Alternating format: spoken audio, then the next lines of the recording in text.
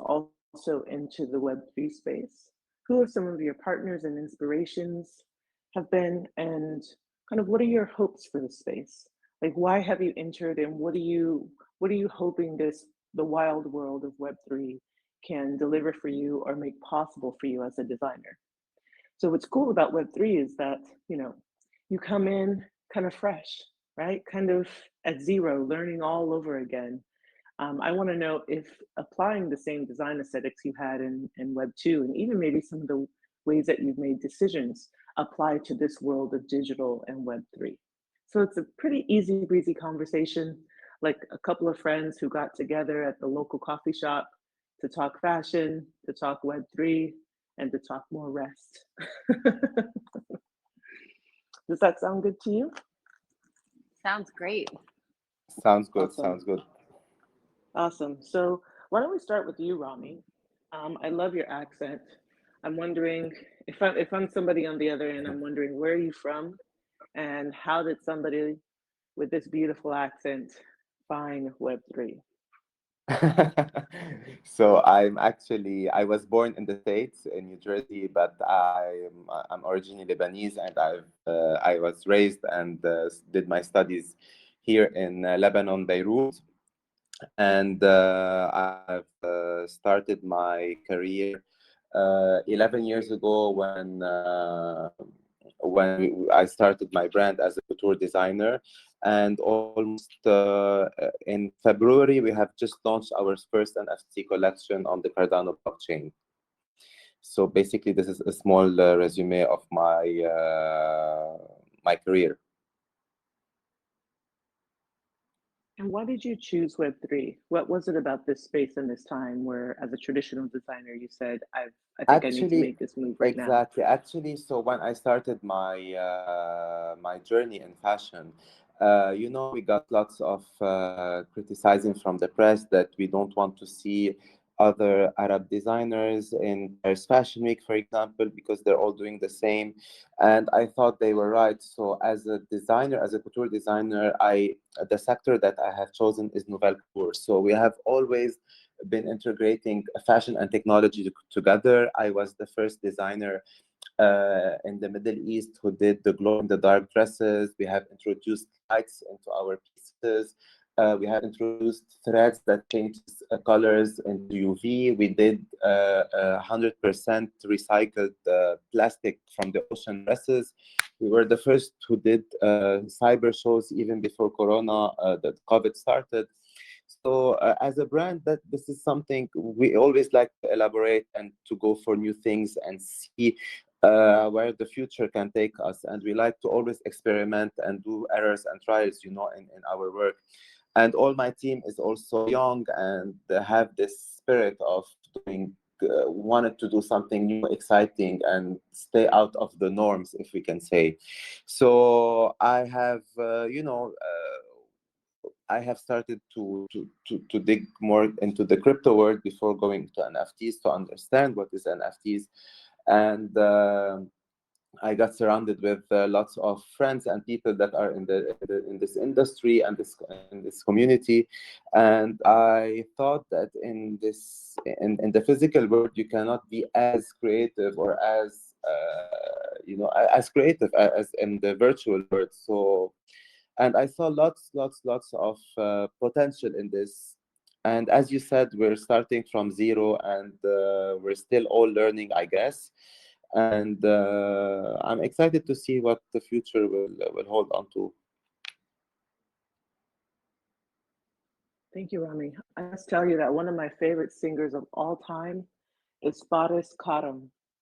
Okay. He's a It's good, Lebanese. Yeah, he's a Lebanese singer. The Lebanese culture has some of the most beautiful singers in the whole world. And Yeah. so, yeah, it brought me a big smile. I mean, I already knew from my research you were Lebanese, but just to even hear you say, I'm born in New Jersey, but I'm Lebanese and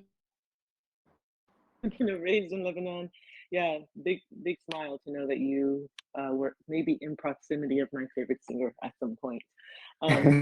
Really interesting background. Before I go to Rebecca, I wanted to ask you really quickly. You touched on something that I thought was not unique in the sense of fashion, but unique in the sense of I don't think many people think about diversity and inclusion as a concept. Think about, hey, there's too many Arab designers in Paris Fashion Week. I've not actually ever heard of that. Can you Yes, elaborate and on that that, a little bit more? And yeah, I'm sorry, I was gonna just I'm going to gonna say, and expl- how that necessitated your seeing things differently, and how that necessitated you to do something like move into Web3 or make a dress that's glow in the dark or recyclable. Or I'm gonna tell you why, because we have like two or three big names that are from Lebanon or from the region, that are going into. We are not specialized in ready to wear. We are specialized in couture. So mainly we do like evening gowns, and and and mainly the press in Europe or the press in the world, they don't want to see copies of other Lebanese big names. They want to see something new, something different.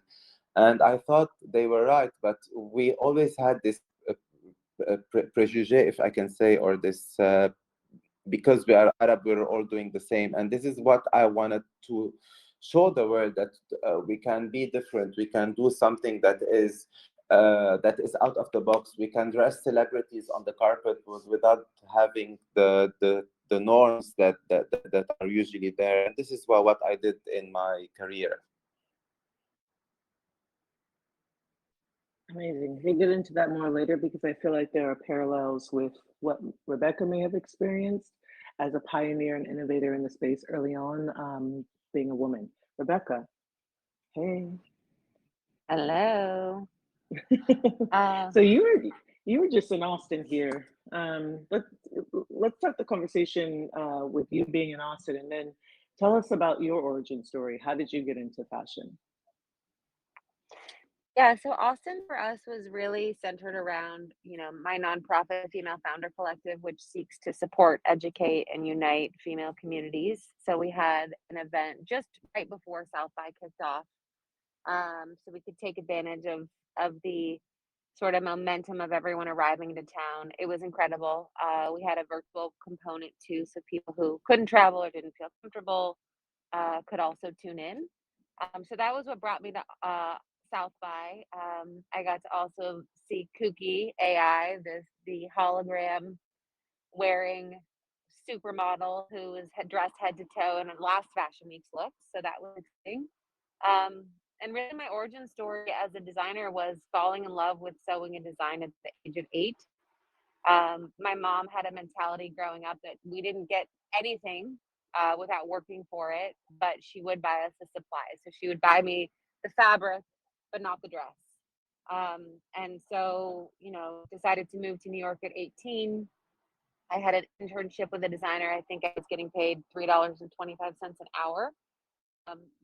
Learned over 3 years after I requested they hire me, how the business worked. Thought I knew everything there was to know about how to run a business. And in 2001, went out on my own and realized very quickly I did not know anything about the business.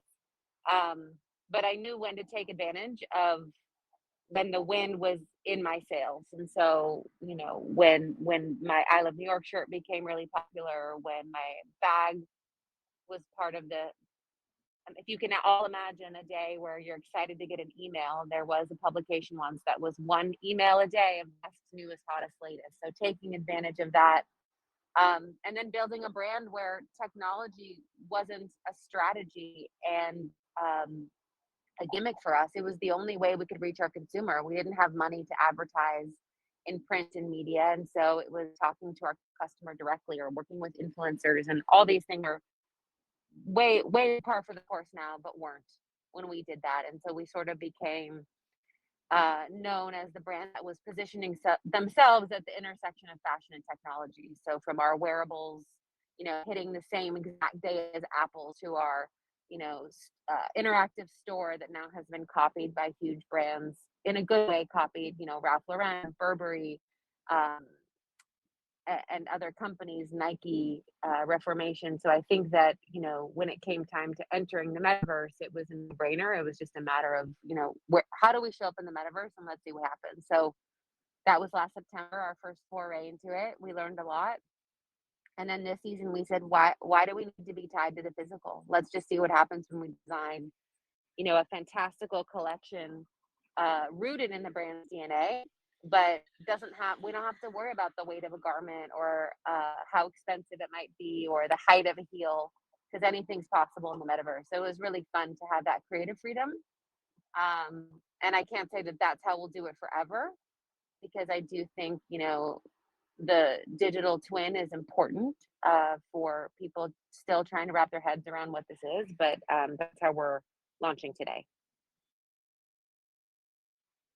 I love that. I love that you said that there are people who are still trying to wrap their minds around it, but it's good for today. Do you see this being sort of more of a trend for the moment, or do you see this idea of having a digital twin or dressing your avatar in the metaverse as being, something as common as email is now, right? I think You were this is saying just email wasn't common back then. I think this will be just, we'll be talking about this in the way that people talk about Instagram and Snapchat or, or Twitter. It'll be normal to have your NFT. I think each brand / person will be using it differently, whether it's to raise money, have community, give unlockables. But I think now we're taking back the power, right? It's not in the hands of big tech, and that's extraordinarily exciting. And as a woman being in the space and innovating and kind of being able to if not see the future, at least put yourself in proximity of the future, how has that been? Are you finding that as a woman moving into both the traditional space at the time you did, are you finding any of those like resonances moving into web, or do you find that the Web3 space is a lot easier to break into? I find that it's a lot easier to break into, and a lot already, I spoke in last night for Mavion World, and I was like, wow, this is a motley crew of people, and that's refreshing. It's not this snobby, cliquish fashion world of only Caucasian people that I entered. This was black, white, brown, old, young. I think it was like, oh, this is a much more welcoming group, and it's already starting off more diverse. And I think that sets an incredible playing field because anyone can access it. It's not this holier than thou experience that for so long fashion represented. Very cool. I'm gonna leave there. I do want to know both yours and Rami's hopes for fashion, but I want to just put a pin in it to ask Rami. Rami, was there anything that Rebecca said that resonated with you and kind of like maybe got you thinking about something from your own experience? Actually, what Rebecca says is very true because it's still something very new to everyone, and we're still all experimenting and see what's right and what's wrong, or maybe it's not about right or wrong. It's about how can things could be done. And the thing that she said, and what really matters, is I think there is no limit in creativity in the sense of creating in the virtual world. So as she said, the weight of the shoe, she shouldn't worry about that. I shouldn't worry how the gravity of the dress will fall down, or how I want to maybe make the dress move on the body, or the pattern I want it to have some lights, or to get bigger and smaller. So all of these things are really cool and exciting, and I'm still really learning. And I got now, like, I hired a team, a new team for that, because in Web3 for me it's so easy while explaining it, but to have it actually to see it live and to see what you think live, it takes lots of time and rendering and so on. So we're trying to learn as fast as we can. Tell us about partnerships. I wanted to ask you about technical challenges bringing your collections to the market, so to speak. I think it's pretty easy to understand, the challenges in bringing a physical garment. Maybe it's supply chain, maybe it's a sustainability issue, but with technology, with Web3 and NFTs, it's a different challenge. There are technical challenges here, but there's also, as you mentioned, learning challenges.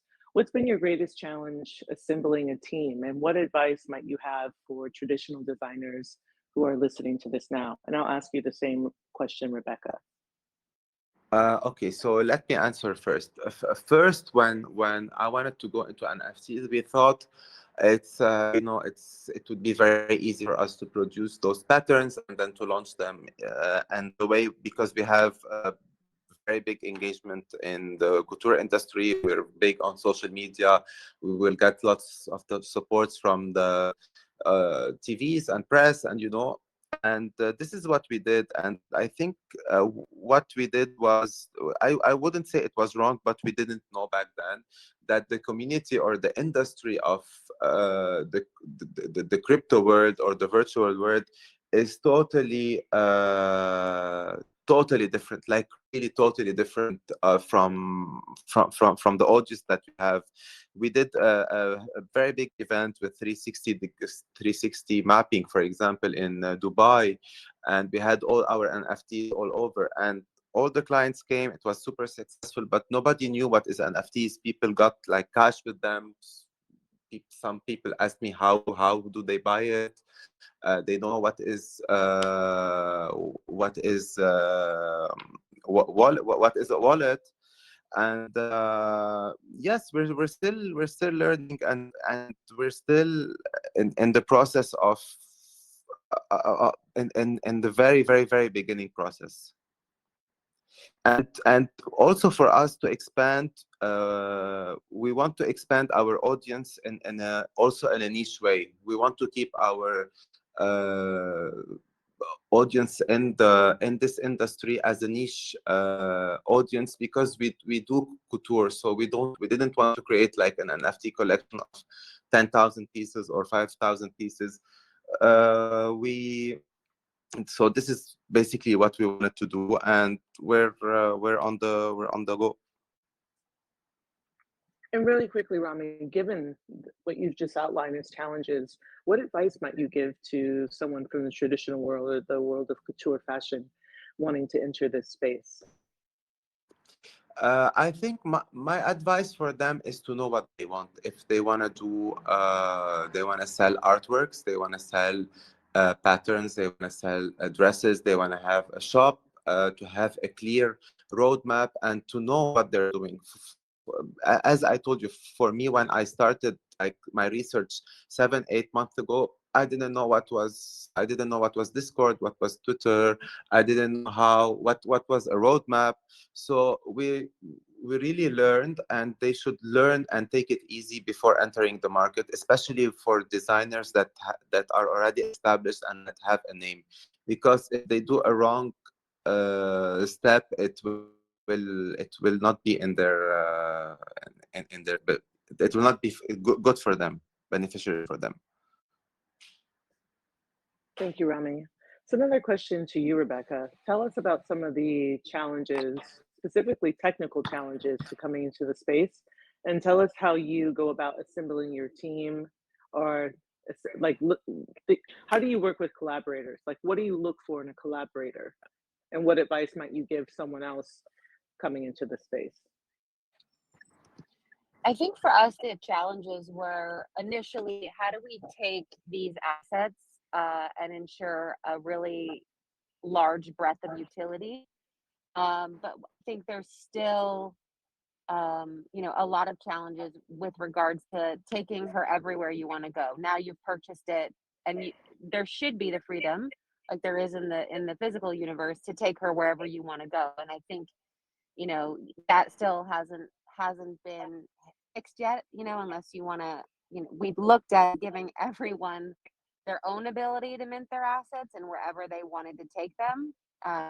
But it just felt like a very complicated endeavor. And so I think that, how we work with the team from the Dematerialized is, we had weekly calls, we had troubleshooting calls. I know they worked the last few days up until well over midnight to get the assets up and really fine tune them. And so I think it was a team effort on both Rebecca Minkoff side and the Dematerialized team. I wanted to make sure we also worked with women, which is an exciting proposition because there just aren't enough in this space yet. So to know that we're working with women founded, women owned company in the space was also key to the success of this for me. I love that. And the bit of advice that you would give to people coming to the space, The bit of like advice, and specifically like an action item. yeah, I mean, it's hard because I would give different advice to an artist versus a designer. But I think if you're a fashion designer and you want to enter this space, really begin by deciding how you want to show up and who you want to be in the metaverse. And as long as there's a brand connection, you can still have the freedom to play with no boundaries. And why are you doing it? Are you doing it because you want to get on the same train and be able to say you did it? Is it for loyalty? Is it for community? And once you've established the why, then move. But don't just do it because everyone's doing it and you're feeling like, oh, I gotta do it because everyone's doing it. I'm gonna be left out. I think that's when people make mistakes or you get really bad. I came across a designer's really terrible uh, runway show, and I was like, this is embarrassing. They should have thought this through further. So, yeah, take your time, figure out the why, what you want out of it, and then move from there. Love that. Straightforward. I think that's super great advice. I see a lot of people at Universe Contemporary. We consult a lot of folks, and I see folks just jumping on the bandwagon, not knowing what to expect. Some folks being taken advantage of by, digital teams who I would say are well-meaning, but they too are kind of just going in for the bag. I always tell folks like, look, you know, the bag is there, sure. If you're in a situation that necessitates you simply going for the bag, let's do so with dignity, right? And do so with room in this plan so that you can pivot in case things don't go as planned. But really be in it for the business. Be in it for the business, not the bag. Because if you're in it for the business, you'll end up like OpenSea, where everyone's using your contract and the unintended consequence of being it for the business looks like the entirety of the space now has to depend on you and you become the secondary market. Really, I admire OpenSea's unintended consequence of being the giant in the space, and that's because they were really focused on the business and not simply the bag. A lot of platforms and folks that get into the space are only looking at the money they can make on the drop and not really looking at the community they can build and enroll around future products and current products. So that's great advice, Rebecca, and great advice, also Rami. You said something super interesting, Rebecca, just now that got me thinking about kind of best practices. Do you think that there's a best practice within the traditional world of fashion? I think there are some definite rules that apply to each type of industry that are just, base points. I'm sure with Rami for couture, there's far different rules and starting points. But I think if you're, yes, I guess is my short answer. So in the contemporary world, we do have a ceiling on our product, what the customer will pay for, this type of stores we want to sell to. There are definite, hard won rules that should be applied. But there's maybe 10, and then the rest is free game, and creativity is really what drives the rest. Do you find there are similar best practices for the digital fashion space? I think we're seeing, this increasing desire for scarcity, which really makes it hard to scale these types of experiences. Um, how do you remain scarce enough to sort of make sure that the community who wants these to become valuable and tradable and desirable, but also make it worth doing it, so that as a company, you're being also financially responsible. And the time and brain share it, all the hard work isn't just to be like, okay, great, I'm so glad we made three. So I think that's what I would say we're struggling with is how do you remain scarce and valuable, but be able to have far further reaching effects and reach more people. Oh, I love that. I think that's a super interesting question that's on a lot of people's minds within fashion, but also within, the art space. I think that's something that we'll be solving for a couple of years. And I think that there'll be many different types of combinations on that scarcity model, depending on the community. And I think depending on the long-term goal of either that product or that business. I do want to come back to that because I'd like to open that up to the audience to see if they have any, if they have any thoughts about that. You know, one reason why doing these talks is so much fun is because we get to hang out with people like you, Rebecca, people like you, Rami. But then, unlike the Web 2 model, we're not just talking heads up here. We do actually want to hear from folks who are listening. We want them to be engaged, and much like Web3, the Web3 community, where somebody that you haven't met but you've been on all the talks with, or you've been at all of these different kind of like auctions with, and you didn't know, has the very answer that you need. So I want to ask you, Rami, first about best practices in your traditional space, but then now, what do you think of best practices in the Web3 space? So actually, for the practices that we've been using, in the Web3 space, as you said, we are now targeting a wider audience, a bigger audience, an audience that is not only interested in couture or in evening gowns, an audience that is interested into art, into I got to meet and also with Twitter Spaces and talks like this, art collectors who bought our NFTs.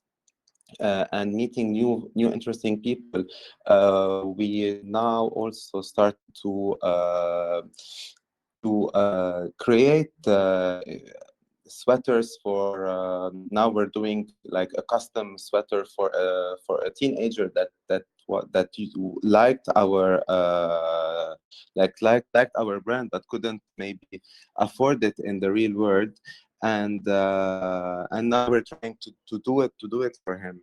So it's more interesting for us because we're getting a bigger audience and a different audience, if I can say.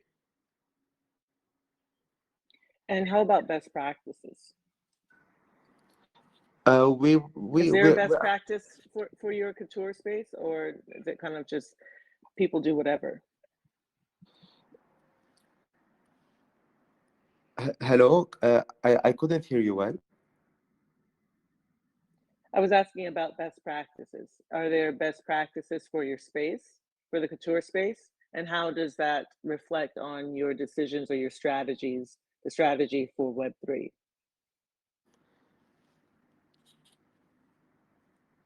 Now we are focusing on deep engagement with our audiences to create personal connections, which is vital to the success of our NFT community. And our strategies now is always shifting, depending on the if I can say on our community. We're always trying to ask them how we can be better, what do they want from us, what do they want to change in our roadmap, and we're trying to do this as well. And do you find that, because you mentioned earlier that you are Lebanese and you are a designer from the Middle East, Yeah. how does the digital space maybe create different, because I know that, in some of the Middle Eastern countries, women, cover their hair, Yeah. men maybe wearing certain traditional outfits, and there are rules to how men and women are with each other, especially in dress. Would you say that's correct? Yes, but in the digital space, it's a form of like they can escape. There's no boundaries. There is no, as Rebecca said earlier, there's no boundaries. Yeah, you can. like it's not where you have to be snobbish to enter this community or to enter this space. You need some a password, or it's available for everyone, and that this is what's nice about it. So being an Arab or being from all over the world is not an issue. Exactly. So what I'm getting into is the freedoms that women in particular from the Middle East might find in digital fashion, because it allows them to maybe express themselves in ways that are non-traditional. It's not about only sorry to interrupt you. It's not only about women, Mhm. it's about everyone. Like, it's about non-binary people. It's about maybe teenagers that they cannot express their sex in the real world. They can express it in the virtual world. There, it's about there is no judgment, in this industry and in this community. So you can do whatever. If you're a woman, you're veiled, you're wearing a niqab, or you're gay, or I don't know, your sexual orientations. We have no judgment in this community. So you've experienced a great deal of freedom Exactly, yourself, yeah. or maybe. Mhm. Do you have an avatar that you dress, Rami? Just curious. Yes, I have an And avatar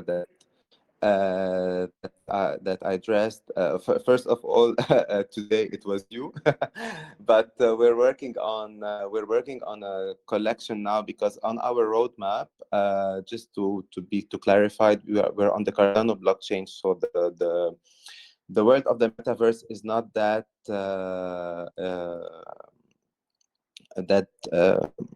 expanded yet, but now next week we're gonna be doing 4 examples of 4 avatars that we're dressing, and because those are what you can get when buying a Rami Kadi NFT. So next week we're going to be launching up to 4 examples, and we've been working on it for over a month almost. amazing. And tell us about the dress that's in this fashion show. Actually, this dress was a replica from the actual show that we did. But I was really shocked and surprised when I saw the other dresses, the amount of creativity and how beautiful they were, and the full show, how it got from the water, and it was really, really nice.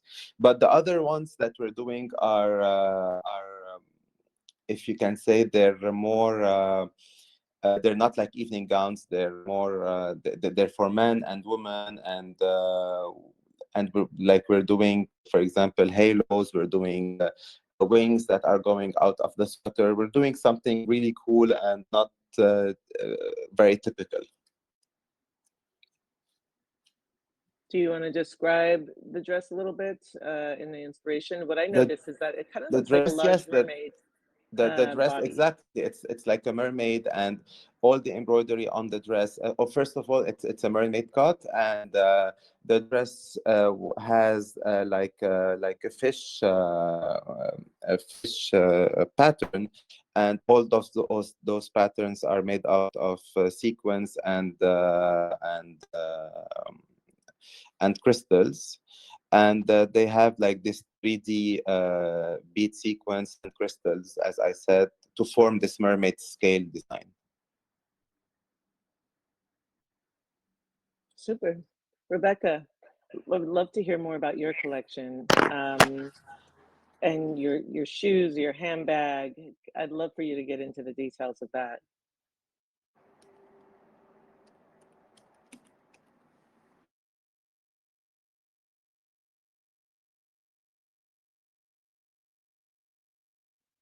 Oh, that's weird. Hi, He had to someone request muted permission to me. speak. That's so strange. Sorry. Yeah, that's okay. So we did 4 looks with 2 ancillary bags. The looks were really, one is this oversized bomber with, armor where the elbow section meets. we did these really incredible tights where the dog hook sort of joins the sides of the tights together. We had these high heels where the dog hook is the heel of the shoe. One of our looks is a fully jewel encrusted gown, and I believe has animation as part of it, so you see the sparkling crystals. And then the two bags we did are iconic morning after bag, but she's fully covered in chains, and then our Julian backpack, which goes back to the crystal dress encrusted in crystals. And so, you know, I don't know, it was really fun to bring this to life and to have it look so incredibly real. Um, and I wish we actually made the real things in real life. Maybe one day. It feels like that would be super expensive to make, where it's truly rare, right? And scarce. There's truly only one or two or maybe three, but that's about it. Yeah, I mean, normally when you're making what we used to do for fashion shows, was there just was one, and it was incredibly expensive to make. And so, yeah, those days for us are over. Well, sweet. I'm super excited about both of your outfits in the show. I love, Rami, how it looks like. So I'm your model in this fashion show, and I Yes, love we how know I that. feel. And yeah, I look at, for people who haven't seen it yet, how I look and feel like a mermaid. I love the shimmering. I love everything about it. It's really beautiful. And Rebecca, I love how with your look, I don't even know what year I'm in. I feel like I'm way in the future, but I feel like it's so contemporary that I need to go out and get those boots right now. And then the dog hooks, I would have never thought there was a place in fashion for boots with dog hooks. So badass. Well done to you and your teams, you guys. We do have two people in the audience who'd like to ask a question. Let's start with it shows a little person jumping up and down. Okay, let's start with Idris. Idris, welcome. Let me allow you to speak. Hello, how are you? I think you have to unmute yourself now, Idris. I've given you permission to speak. Okay, well, we'll come back to you. I wanted to know, let's come back to the scarcity question, and then we'll wrap this up with this question if no one else has anything to say. We'll also have this live on YouTube where all the post recordings from CFW will go. And so there'll be questions, I'm sure, and comments there. So I'll be asking you guys, Rebecca, I'm going to hit you on the side, or maybe I'll hit you on Twitter and ask you some of those questions, and Rami as well. We hope to be continuing the conversation throughout the 4 days. So the involvement doesn't end here. Oh, Lynn has something to say. Great. Lynn, welcome. Hi, everyone. Hi. First, I wanted to say that I'm loving this conversation. And I wanted to ask Rami a question. I know that Rami, right now you have a physical couture collection, but I haven't seen any digital collection. So I was wondering if you are planning on launching a digital collection that is purely digital. Okay, sure. So, first of all, thanks, Lynn, for the question. As in our roadmap, it's part of our future plans to have, as we said, is to have to buy a land, to have a shop, and yes, to have a virtual collection that will be different from the couture collection, that will be catered to men, women, teenagers, non-binary people, and to be more diversified than our couture collection. So yes, this is definitely in our plans, but we're taking it step by step, and we want to do it like properly.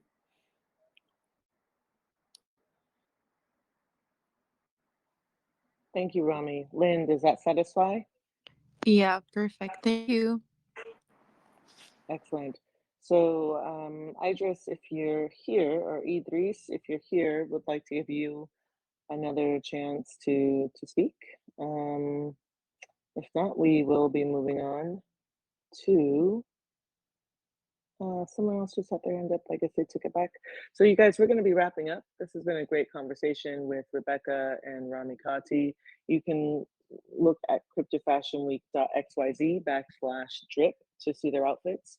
And you can also look at our fashion show. It's beautiful. I'm not saying that because I was involved, but I'm really, as an artist and as someone who's been in the space and helped to create the culture that we have now around NFTs.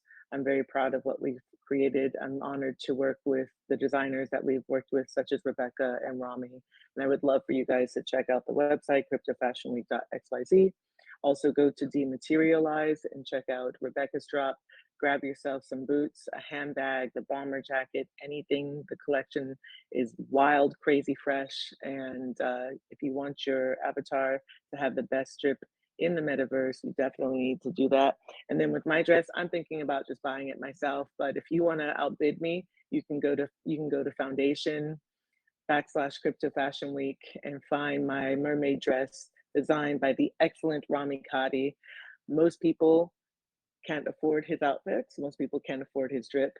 I'm proud to say that at least as an avatar in the metaverse, I've got the Rami Kadi drip and I'm feeling fabulous. So check out that at Foundation. And that's about it, guys. Like, this has been a great first talk.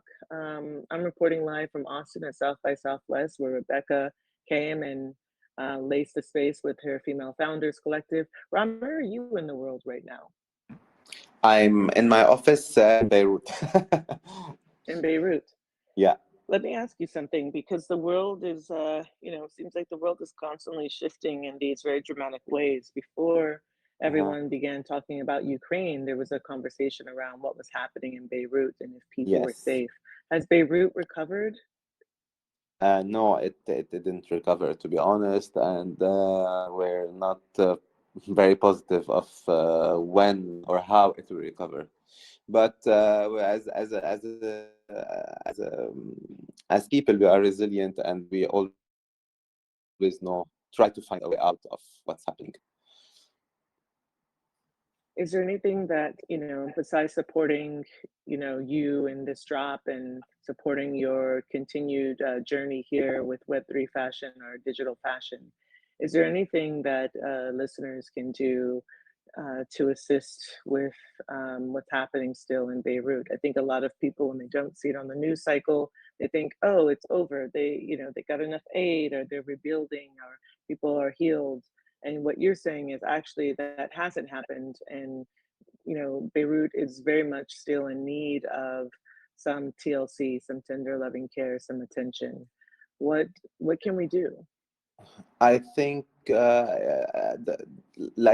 we got lots of support when the bomb happened from all over the world. But I think we always need support, mentally, physically, or even financially. But I always want to say to the people that are abroad, when they even send to NGOs, or they want to send anything like food, money, or clothes, please know that those NGOs shouldn't be politically involved, because all the money that will be sent, they will be gone to the to politicians. So it's good to know where to send the money, or where to send the food, or anything you wanna send. Okay, and where can we send that? What's a good organization or There are lots of organizations like CAFA. There are organizations like, now I have my mind is not. We have Food Blast. We have. I now I don't have a lot of. We have you Basma can that send we it to have me. worked with. Yes, we will Yes, send them to send it you. to We'll me. send you a list. We have a bit Yeah. with Baby Shebek. We have a lot of good NGOs, but the big ones are for politicians, and they're corrupted. So Okay, well, I would love to work with your team offline to figure out how, we can at least tweet out or share, in a newsletter um, about organizations you feel and that you have experience that are doing great things for Thank you so people on the much. Thank ground. you.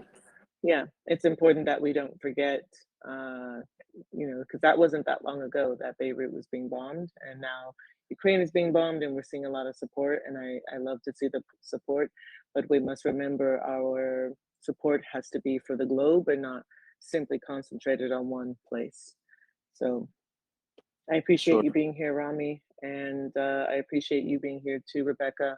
I'm excited about both your collections. Once again, you can purchase the Rebecca Minkoff drip on Dematerialize. You can look at her incredible avatar, the Athena with the Mab chain up bag on our latest fashion show at cryptofashionweek.xyz, and you can purchase Rami's drip, which I'm wearing, the mermaid dress as an avatar from Foundation / Crypto Fashion Week. Thank you so much for being here. If there's anything more that we can do to continue supporting you as designers in the Web3 space, let us crypto nerds know. We love folks who come over from the traditional side and get their feet wet. Um, yeah, in these communities and with these tools. Lots of love to you both, lots of success. And again, thank you for being on Crypto Fashion Week 2022's talk program and helping to kick it off. We'll see you next time. Thank you.